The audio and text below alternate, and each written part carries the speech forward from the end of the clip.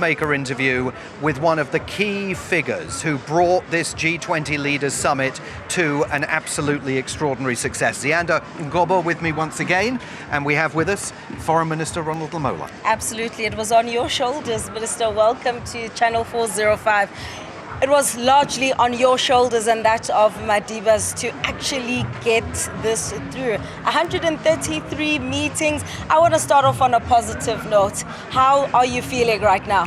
Very excited, thrilled that the work of the whole year has culminated into a successful declaration here in Johannesburg. As you have said, across the country, meetings, Hluhluwe, KZN, Zimbabwe, Cape Town, Table Mountain, Kruger National Park, Pilansberg, Sun City, all meetings across the country to showcase what South Africa is capable of. But not only just tourism, but also the content, the outcomes of those meetings have now led to the declaration that we now have. I want to be a little bit naughty, Minister, because we've been discussing, did the president deliberately actually, share that declaration when the feed was technically supposed to be off so as to send out a message? Because it seemed a little convenient. It's not often that you get a declaration 24 hours before the summit is supposed to close.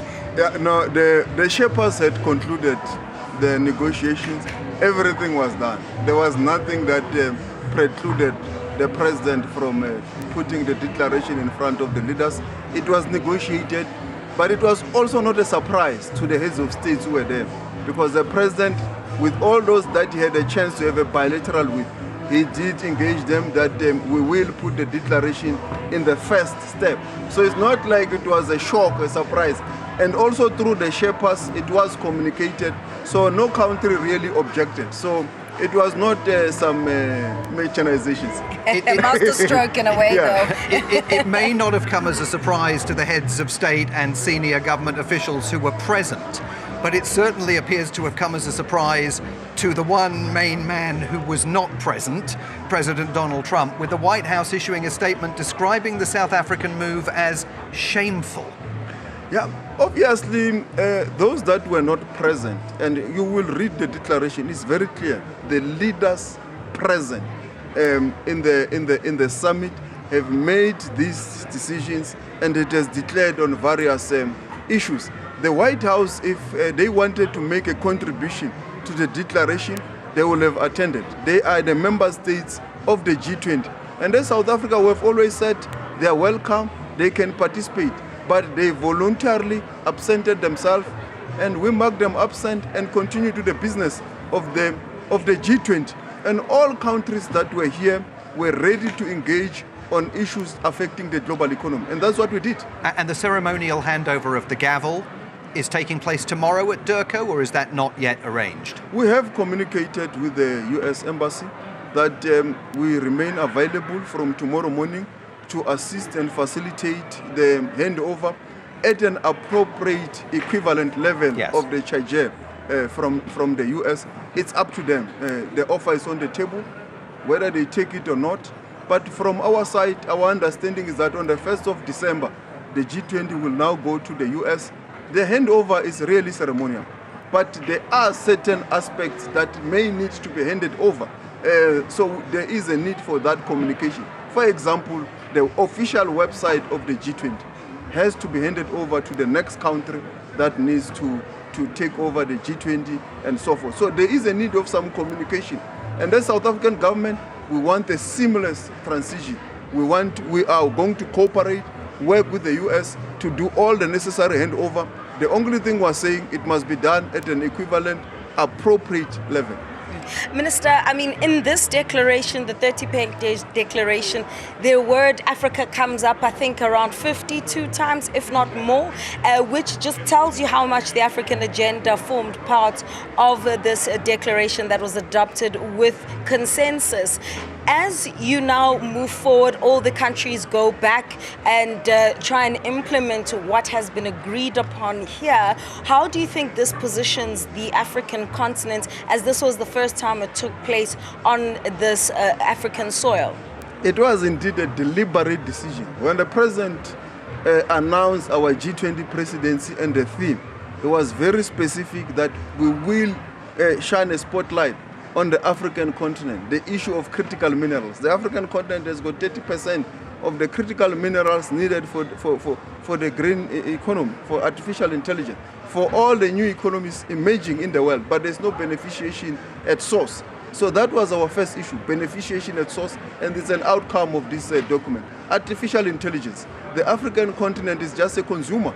When you look at Apple, you look at TikTok, the amounts they pay in the global north for content creators, for innovation and so forth, it's huge amount, but nothing in the continent. So this will enable us to have investment that must support innovation also on artificial intelligence, research, innovation, content creation and so forth. Data centers that will be able to drive the process of artificial intelligence. So all those issues of climate change have come into the spotlight. As we speak now, the African continent only receives 5% of climate change financing. So this has to change. And we are glad that the declaration says these institutions need to attend to that in terms of the policies.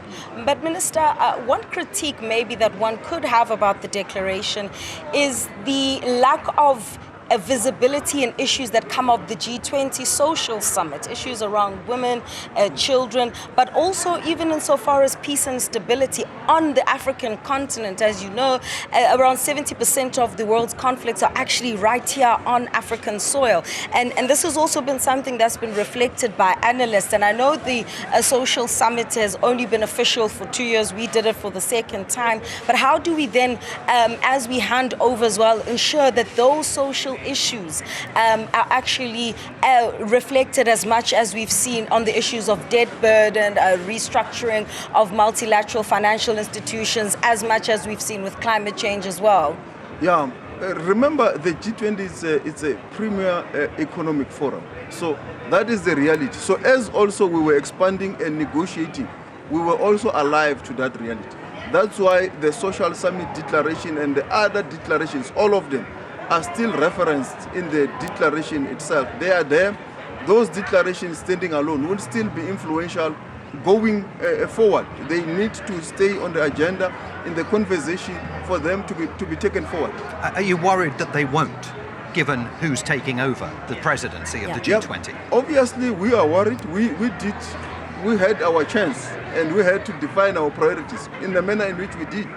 The next country that takes over also, they have got their own right to define how they want to host the G20, the summit. We will obviously have an input, but the president has got more influence in terms of the agenda. And the UK will also have an input because it's going to be 2027 host of the G20. Is there a sense in which you and the government of the United Kingdom are now going to be working in concert to try and at least have some influence over what happens in America next year?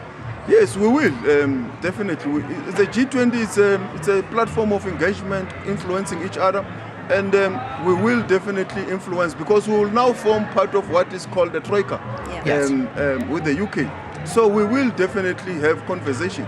But anyway, the UK has already confirmed that also on their side, despite of what will happen in the US, there are issues that has to continue in the globe, and they will continue to take forward that agenda.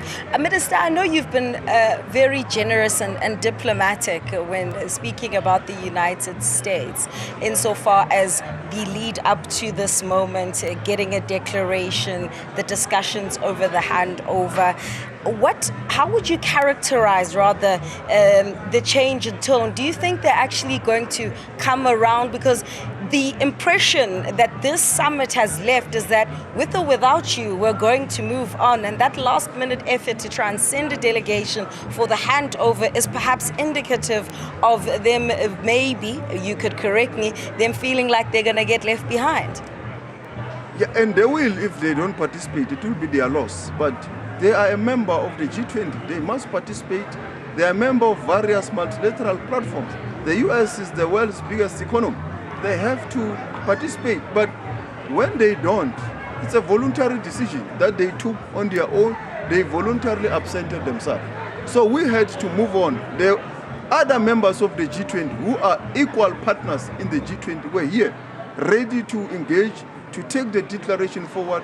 And then South Africa had the duty to facilitate that engagement. And we made sure that the G20 becomes a success. And not only that, you will remember that also yesterday at COP30, a declaration was adopted in Brazil. And we really appreciate the fact that President Lula was here in South Africa. He left COP30 to come and support this process, but still there was success in Brazil. So this is affirming multilateral institution that no country in the world can stand and work alone. We need each other. It's now a multipolar world. Can I very, very briefly ask you about the final paragraph of the declaration? It contains wording that seems carefully written about the G20 leaders commit to working together under the United States presidency in 2026 and meeting again in the United Kingdom in 2027. Are you going to be in Florida in 2026? Yes, definitely. South Africa will participate. There's no suggestion in there that the next meeting's going to be in 2027. We are a member state of the G20. We are not an invited guest country. We are a member state of the G20. So we have a right to participate, and we will be participating. Minister of International Relations, Ronald Lamola, thank you very much for your time. Simon, thank you so much. This is where we wrap things up, not only with Lamola, but here at NASREC. A wrap from us here at NASREC. Thank you so much. Thank you. But congratulations to you too. The South African media has been amazing this week. Not Minister. As a mouthpiece of government, but as a clear representative and reporters informing our nation throughout the year of the G20 presidency. So I want to congratulate you for a great work of informing the people of our country. Thank you very much. So You did your best. And Minister, it takes a huge team to actually pull it off. And Simon, I mean, I suppose this is where it ends off for you as well. Back to the United States. What message are you carrying back there? Well, I've already told my family that we're coming here on holiday because they've never done it. So we're absolutely going to be returning. I can assure you of that. But that is a wrap for all of us here from Newzroom Afrika 405 at NASREC. 2 extraordinary days of live broadcasting from here. It's a wrap from me and Zianda, but it's also a wrap from the entire technical and production team here that have worked so hard to bring all of these images and these stories to you from NASREC.